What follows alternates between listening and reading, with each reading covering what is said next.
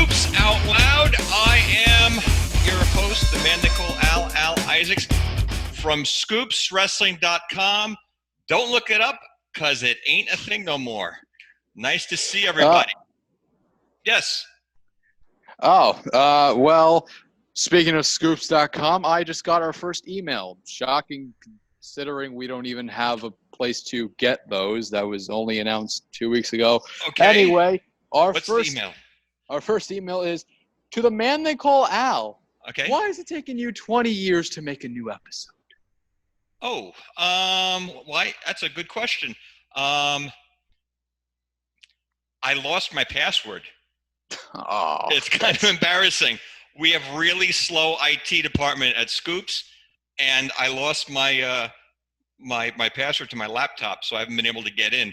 But the password, by the way, Shockmaster was the password, and I wasn't putting in the capital S, so I've been locked out. But 2 decades later, here I am. We're ready to go. For those of you who do not remember, I ran a little thing called scoopswrestling.com. My co-host that you can see, you might remember him back then as the guy who wasn't born yet. Tell me, am I pronouncing this correctly? Nicholas Isaacs? Is that correct?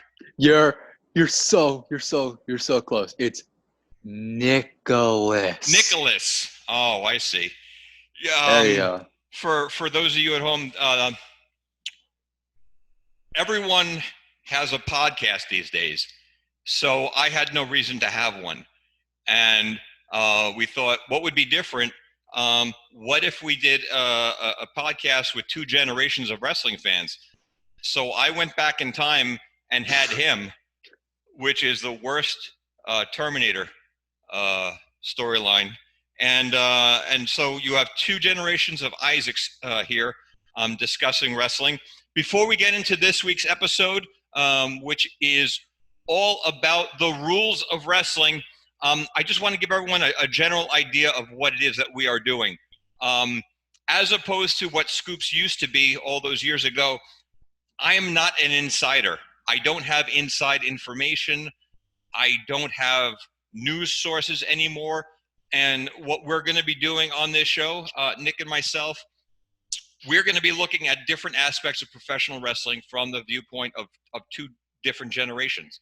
And it's meant to be a positive experience, what we're going to be talking about. We're not going to be bashing stuff. Nick can tell you that a few years ago, my wife, Teresa, gave me a piece of advice that has really resonated with my life. And I think we were talking about either music or movies or reality television. And she said to me, it's not meant for you. And that opened my eyes to a whole different way of looking at life. And the same goes for wrestling. There are fans out there that love one federation but hate another, that like one aspect of wrestling but don't like a different aspect, like from one era and don't like a different era. What I can tell you is that for people who are not wrestling fans, they look at us all as idiots. Okay, they don't differentiate if you like one over the other, and they just look at us like we're all morons. And okay, that's fine. But what more or I've less learned, a blanket statement. Yes, so, but what I've learned is if you like something, awesome. If you don't like something, that's your business, and that's great. We're not going to bash stuff. There are matches and shows and wrestlers that I like that Nick might not like, and vice versa, and that's cool. So whether it's music or movies or anything else, the way I see it, support the stuff you love, watch it, listen to it, give your hard-earned dollars to it. The stuff you don't, let other people enjoy it, the people that it was made for. That's fine. I know a lot of shows have issues and problems with some of the federations and some of the groups and some of the indies, and that's all right. You know what? I don't have any skin in the game, so I'm not going to bash anything. The stuff that I love, I'm going to talk about. Nick has opened my eyes to a lot of stuff that I never watched before. In fact, before I even continue, blabbering on here, Nick, what are you, 26, 27 years old now? Close enough. 16 years old. You're 16, right. So at this point in your life, just so people get to know you a little bit, who is your favorite guy out there now? What wrestler do you watch? Would you go online to check out a match at any given time? Oh boy, that kind of covers. And it doesn't have to be just one, but in particular, who was the last guy you watched and you were going, man, what a match? Definitely Samoa Joe. His early Ring of Honor stuff and a lot of his early to mid TNA run, all of his stuff is absolutely gold. His definitely his match against Kobashi at the so-named Joe versus Kobashi pay-per-view was outstanding. So he's definitely at the top of my list. And you're not just saying that because Joe used to write for me, are you? Oh, no, never, okay. Never. All right, that's cool. Joe's awesome. Joe is great. But again, Nick has opened my eye. Nick, by the way, aside from just about to become a third-degree black belt in Taekwondo himself, he has a mind of a computer, and the stuff that he knows and retains is incredible. And while I too have a mind of a computer, my computer is like a really old Commodore VIC-20 with a wonky hard drive and a cracked monitor. But his is amazing, the stuff that he's able to go and recall, and that's awesome. So this week, let me get into it. We have a very special guest to be talking about the topic. The topic this week, we're talking about the rules of wrestling. Like I said, this show isn't going to be about scoops, and it's not going to be about scandals, and we're not going to be heat-seeking missiles. We're just going to be discussing aspects of professional wrestling that might not be talked about anywhere else. So if you like it, awesome, welcome. If not, there's a million other shows out there. Go enjoy. But we're talking about the rules of wrestling, and we're starting with this. These are the actual NWA rules from 1974. And as our guest this week, we're bringing in a guy who currently works for the NWA, Dave Marquez, who, aside from his work with the NWA, XPW, UPW, the guy owns Championship Wrestling from Hollywood. So he knows a lot about the rules of wrestling, because a lot of times he has to figure out which ones they're going to follow and which ones they're going to ignore. But what I thought we would do, Nick, since you've been watching really this generation of professional wrestling, WWE, I thought maybe I would read some of these rules. A lot of them seem kind of quaint, but you let me know on a scale of, let's say, 1 to 5. 1 being, this is completely ridiculous, and 5 being, they should think about maybe bringing that back. All right, so I'm going to read these. These are actual rules from 1974. So the first one, no hair pulling, eye gouging, strangleholds, or biting. Definitely a 5. That seems very logical to me. Okay.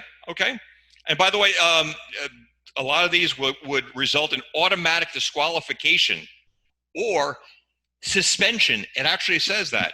The second one, no pulling of trunks, masks, or any other equipment. I'd have to, I have to give that a 4. Give that a 4. Okay. Yeah. Now here's one that is pretty much completely ignored these days. No straight punches or kicks with the point of the toe. No straight punches. With the punches, that's definitely a 5. I think that logical. The toe part with the kick, I'd have to give that a 2, honestly. Okay. It doesn't seem the most logical, but well, you being a martial arts guy, you're talking about like thrust kicks would be okay, but something where you're actually making the contact with the Iron Sheik, the point of the toe. And it says contestants who repeatedly violate any of the above rules will be disqualified. The following violations are automatic disqualification. I'm just going to bounce through these. All right. You just give me yes or no. All right. For number 1, throwing your opponent over the top rope. No. Karate thrusts to the throat. Yes. Okay. Failing to break an illegal hold before the referee's 5 count. Yes. Okay. Yes. The pile driver. And now here's the funny thing about the pile driver. We're going to get into this with Dave.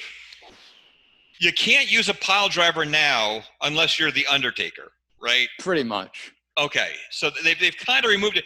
But the reason they've removed it, whether you want to go back to the Owen Hart incident with Steve Austin, but it's primarily for the safety of the wrestlers. Whereas at this point, I think that we're making the pile driver illegal so that it's more interesting when we do use it. You know, I think now it's like the pile driver is publicly illegal, but also behind the scenes illegal. That we just don't want you using it. Yeah, I haven't seen any sort of ban like that much in like AEW and WWE. That's not really a thing. I have seen it in WCPW though. They did that for their first pay-per-view, their main event, and I'd say that it was a really, really cool little quirky thing that they did. So you know what? I'd give that a yes. Okay. It makes the pile driver way more interesting. I like it.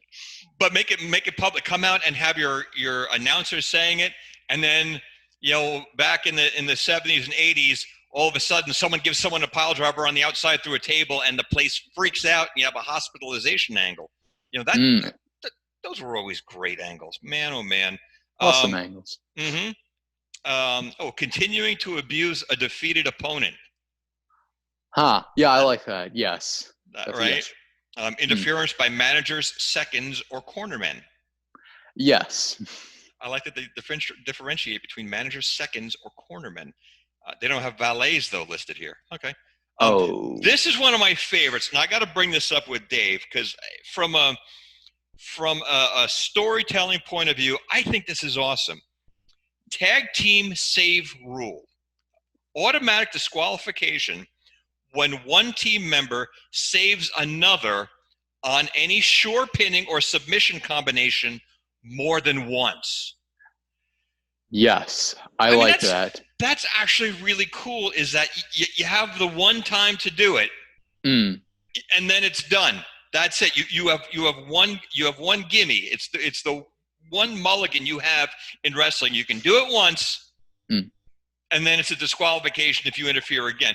Otherwise, it's just you're jumping in the ring and saving the guy over and over again. So then that makes towel throws by teammates a lot more interesting, because you get a teammate breaking up a pin or submission one time, and then you can't go back in there, and your partner doesn't want to give up, throw it in. Like, it definitely would have made Mustache Mountain versus Undisputed Era make a little bit more sense for me back in June or July of 2018. I think that would have, So, and then you can have a follow-up match where that rule isn't in place. Exactly. And I think that's the key thing to these, because first off, when there are no rules, how can you have rule breakers?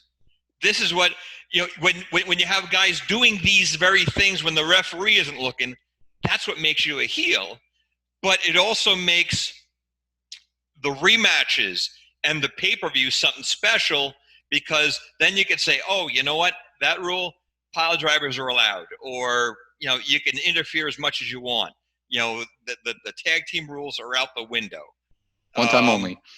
And then I'll run through these real quick. The following maneuvers are illegal: judo chops, forearm blows, bolo punches, flat of foot kicks, the use of ropes to gain leverage.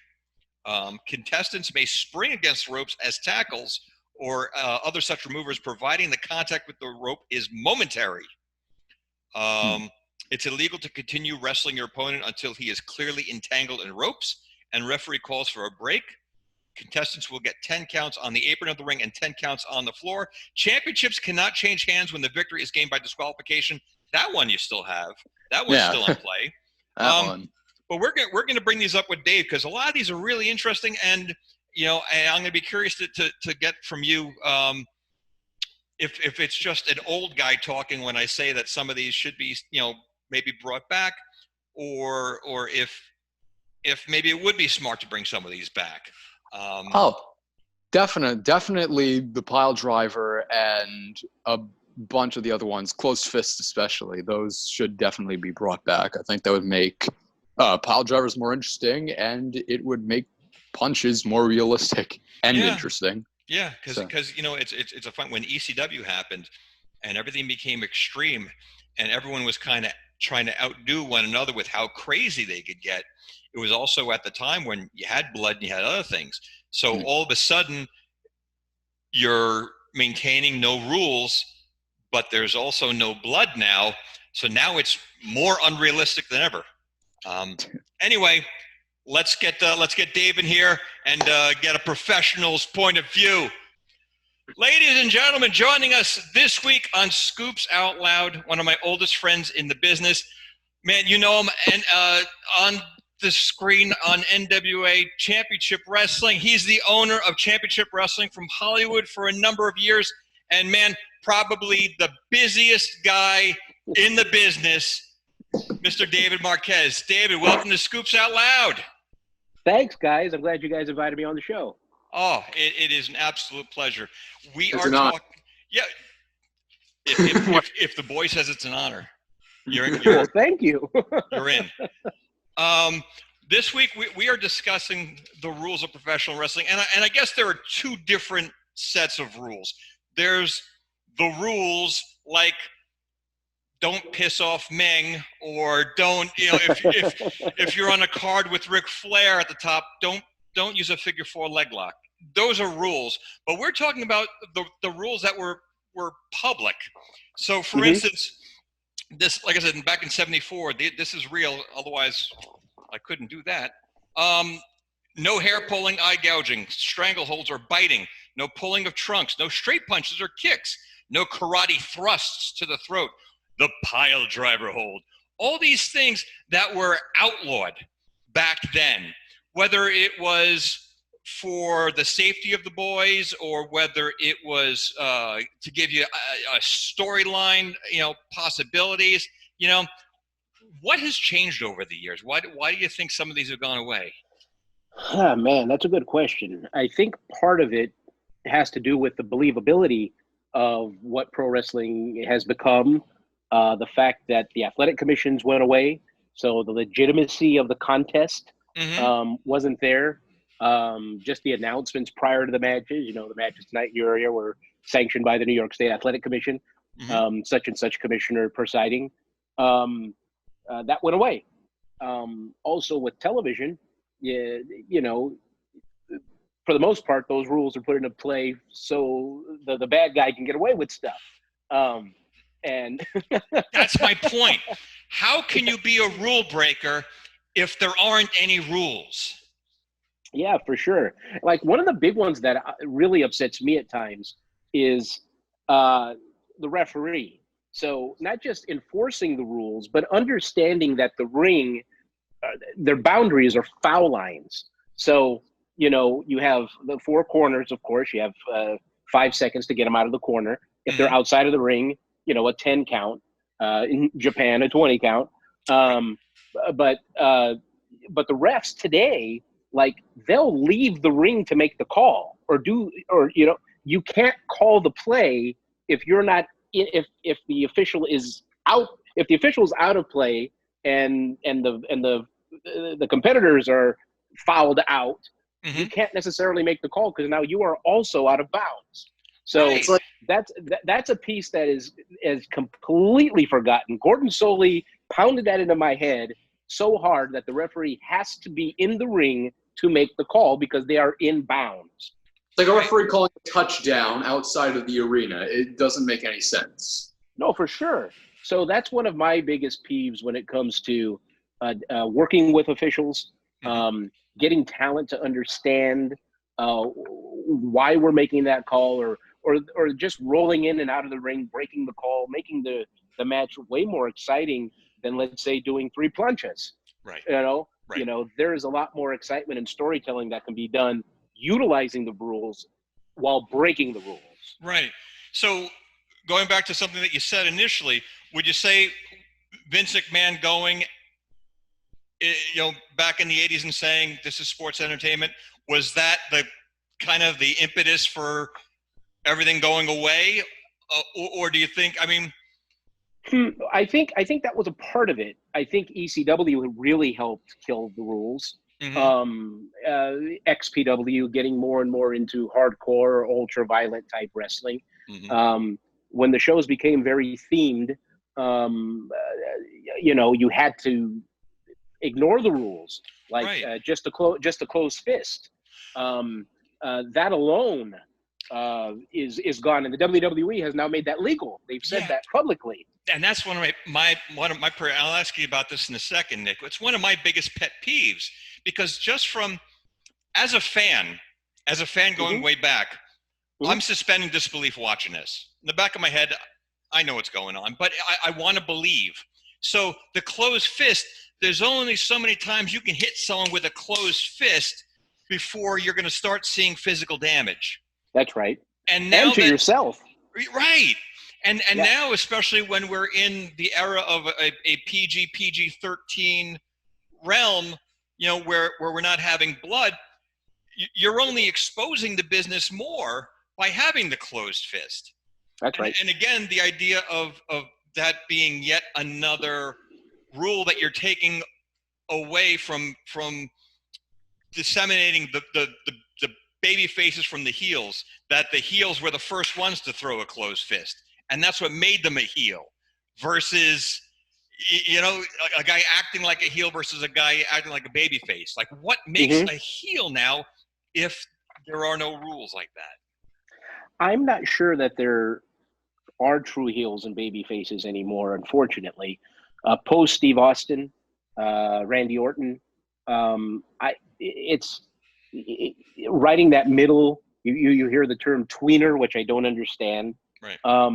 So it's very difficult to say who's a heel and who's a babyface. And even as when we were growing up watching wrestling, what was on television and what was portrayed in arenas, a lot of it had to do with society.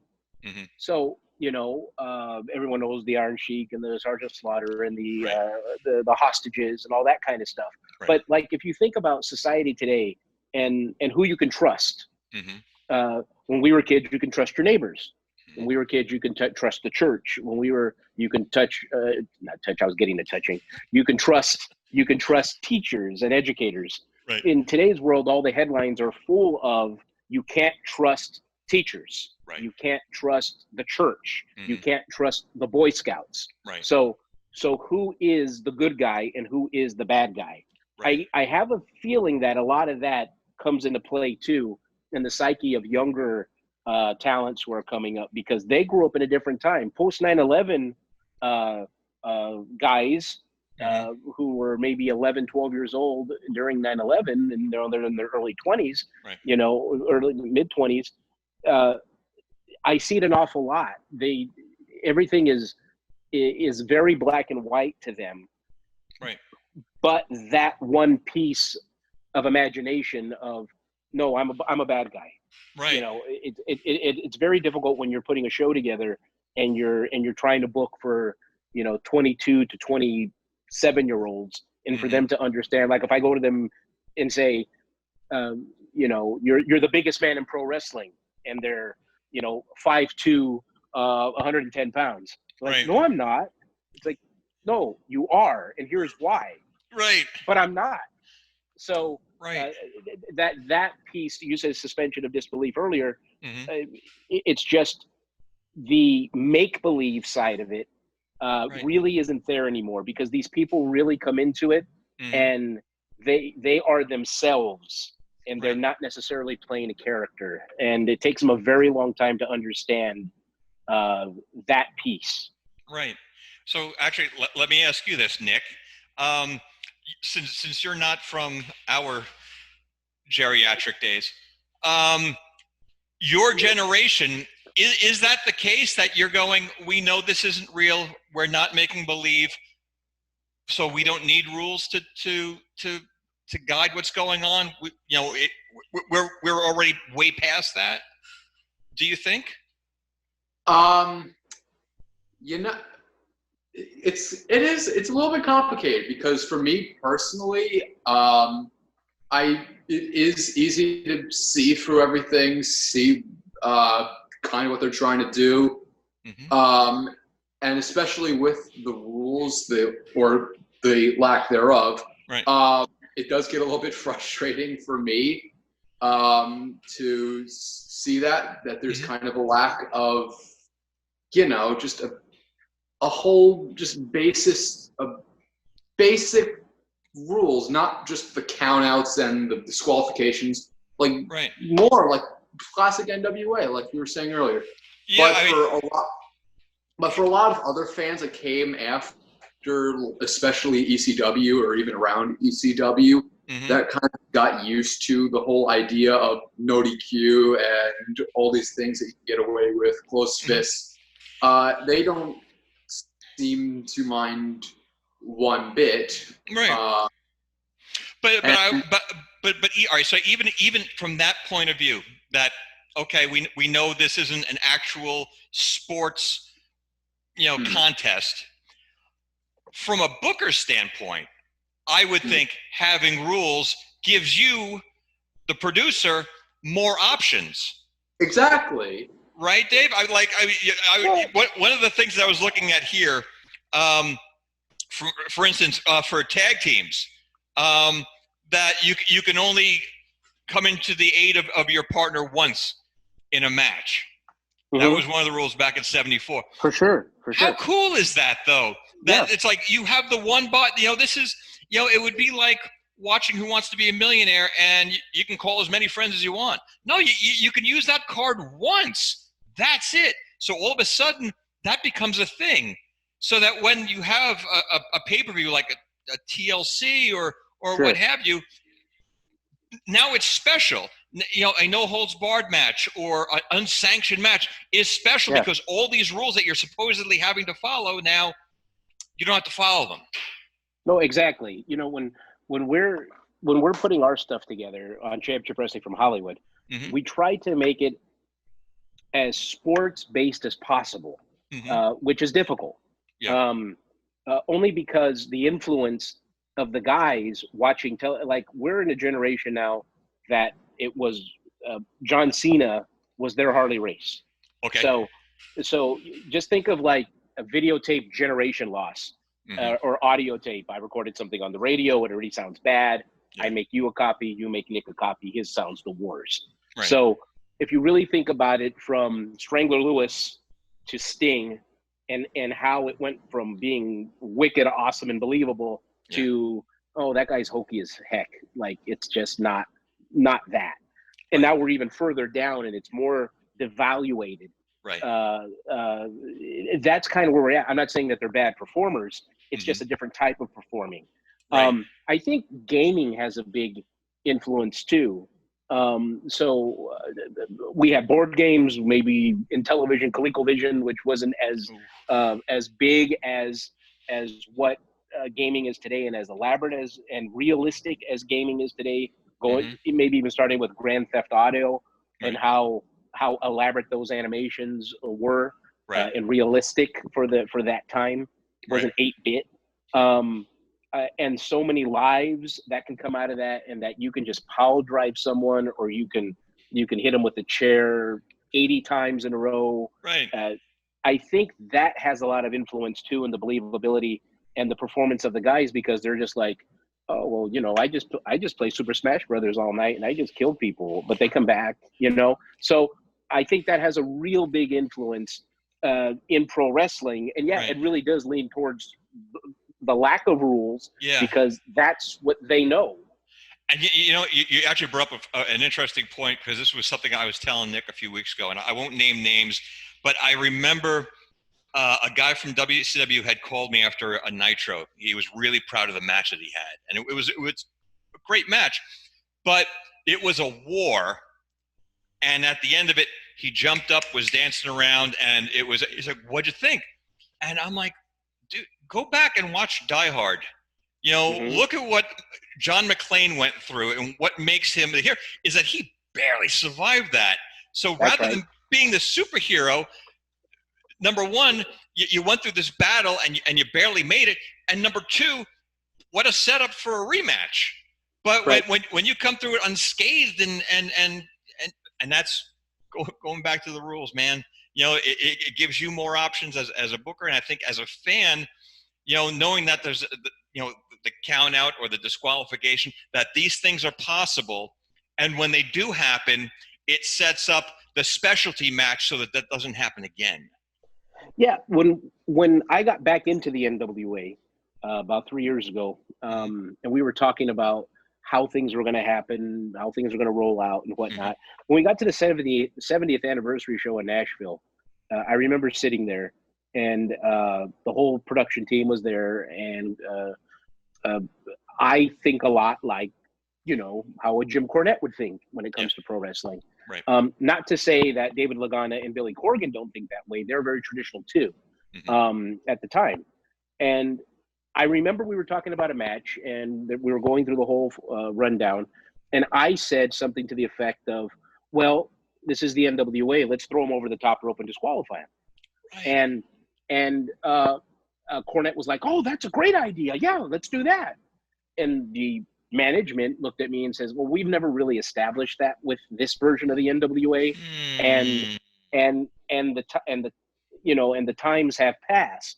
So that's kind of passé, and I think people will be confused by it. Right. Now, I argued that because I said, I disagree with you. The NWA fan, the people who are going to be attracted to the NWA, as much as we got a new generation of fans watching us on YouTube with the Power program, I knew that pay-per-view, the 70th anniversary show, it was going to be 100% nostalgic. Right. It was going to the Cody Nick Aldis rematch was as big as it could be for the resources that we had.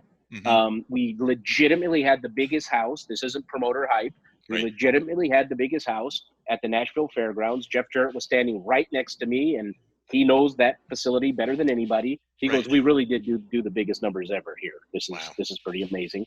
And I felt that if we did something as maybe most people today would consider hokey, it would be, you know, a Harpo Marx leg on a hand thing. You know, it would be a nice Easter egg, and a wink for the over 40 crowd, which I know is who was going to buy this pay-per-view. Right, and you have the announcers and the color commentator right there to explain. This is we had Shivani, and we had Jimmy and Joe Galley, who knows how to do it. Right. So I thought that was like, and I was directing, so I was like, this would be just the rematch possibilities to come out of this would be fantastic. Right. And then things as hokey as I remember in the 70s and 80s for a while when it was convenient, and probably going into the 40s too, no masked wrestlers. Masked wrestlers were illegal. You couldn't wear a mask.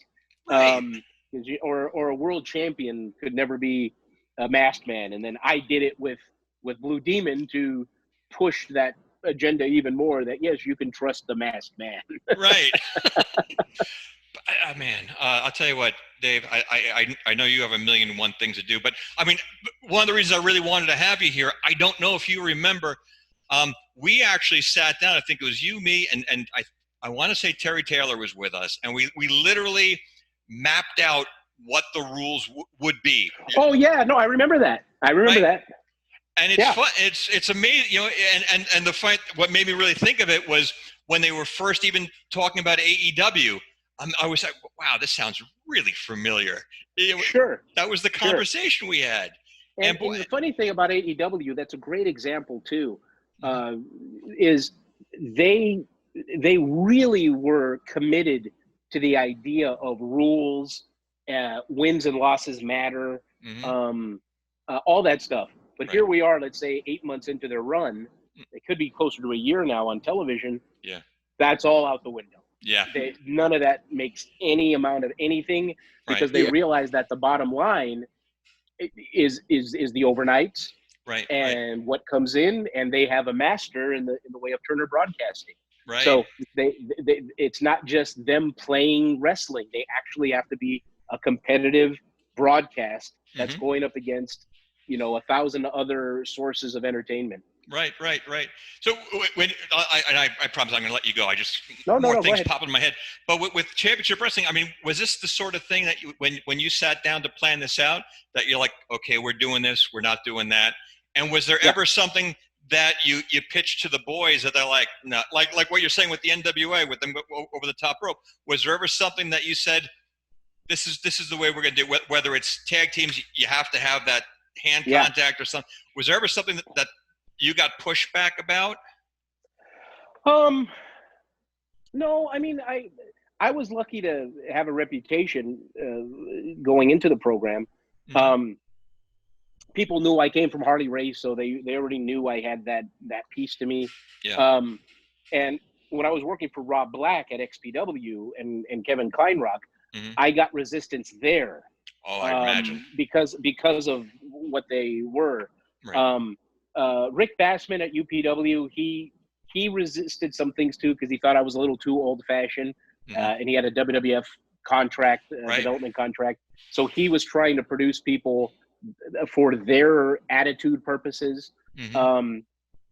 But when going into the Hollywood show and being and coming out of New Japan Pro Wrestling, being an executive for them, people I think were expecting that more sports realistic approach, and having Adam Pearce as the booker and head writer helped too, because of who Adam is and what he's always been. Right. So there wasn't a lot of resistance with that. It was kind of the reverse as Adam moved on to other things when he went to become the executive producer of Ring of Honor, and then now a producer at the WWE. Yeah. And we had other interim people as bookers, and they were much younger than me. They still are. When they were trying to pitch tables to me and more modern matches, it was the reverse to them, where it's like, well, there's nothing special about this. Like, why would we do it? And whatnot. Like I was last night, and I'm not killing on anybody, but I was watching AEW last night. Yeah. And Brian Cage, who I know very well, was against Moxley, who I don't know that well. I've only met him a time or two. And I was watching this match, and there was so much hype behind it. And, Taz purposely had the towel out there, so I already kind of knew where that was going to go. Right. But you and I both know you use the towel to do a turn. Like, that's why you use the towel. So for, let's say 30 minutes, they're saying Brian Cage is the universe and the galaxy and gravity, and he's everything. And they were talking about, look at his lats. It was like Vince in 1984. Look at his quads. Look at how vascular this man is. And Moxley, nothing to take nothing away from him. Yeah. He goes out there and I'm trying to remember what Brian had him like in a camel clutch or a Steiner recliner or whatever you call it. And like he's breaking out of it, and they go on the outside, and they're killing everything they had to say about Brian that they've been building, and they gave him a special belt, and they've done all this stuff to make him someone special, to take all the TNA whatever off of him. They did everything they can to repackage him, which was awesome. And then he's in this big match where he is this Herculoid guy, and Taz throws the towel in, and then there's no turn. He doesn't push his manager. It was none of that Bob Backlund stuff. He's leaving. He left the ring like willfully, just kind of being pushed back by Taz. Then he goes back out to the ring like he's angry. He comes out of the tunnel, and then like a stage manager comes back and pushes him back. Like just some stage manager. And Brian isn't just like gorilla pressing this guy. And Jim Ross and Jericho are selling this like it's like it really is Andre just like attacking. And I'm looking at this like, who's believing this? Like, how is this a thing? And that's, and it was for the world title. And it's like, so if there's a rematch, you're telling me Brian Cage is this bitch. And like Moxley's Moxley. And he's the champion, and he's just gonna be like, oh, I don't care. Oh, and then like Orange Cassidy I think was involved. I think I could be wrong on that, but those are the memories of the show. I watched the entire broadcast. And those are the two things I remember. Well, I think you stepped over the line between the rules and the rules. So That's right. But that's fine, man. Promise me you'll come back so we can pick your brain some more. Anytime you'd like, guys, watch Championship Wrestling anywhere you can find it. You know it. We're all over the place. And I'm going to have some news here shortly, too, that I'd like to share with you guys, probably in about, I'd say, less than 3 weeks. That sounds like a date. Let's make that happen. David Marquez, thank you. Thank you so much. It's great to see you again, pal. You too. Thank you. Great to meet you. All right. Nick, we made it through a show. How you feeling? I'm feeling great, and I am glad that I didn't somehow burn down the studio, aka our house, during most of it. Yes, because you have my tendency to commit arson, apparently. Yeah, create havoc in any given situation. Anyway, I can't thank Dave enough for stopping by and giving us his insight into all things wrestling. The hardest working man in professional wrestling. I'm sure we'll have him back. Before we go, I do want to say it has been 20 years since I've done this, and man, over that time, I've had people reach out to me over Facebook or through email and say what Scoops has meant to them over the years, and I appreciate every one of those emails. Or when they see me at a comedy club and they're not sure if I'm the same guy, that's always been awesome, and I really, really appreciate that. And I want to dedicate this first show to Chris Hyatt, who many of you Scoops fans remember. He was my Monday night guy. He did the recaps of Raw and Nitro, and I would not have had the success that I had with Scoops if not for Chris. And I want to send out my deepest condolences to his family and friends. The guy was one of a kind. I said a lot online about him, and man, oh man, I can't imagine what Scoops would have been without him. So thank you, Chris, wherever you are, man. Anyway, Nicholas, thank you for joining me. I couldn't ask for a better co-host. I am so looking forward to the conversations we're going to be having. We have a lot of special guests lined up. And any final thoughts before we hit the road? Well said. We'll be doing this again really, really soon. Thanks for listening, and we'll catch you guys again. I'm Al Isaacs. That's Nick. Take care. All right.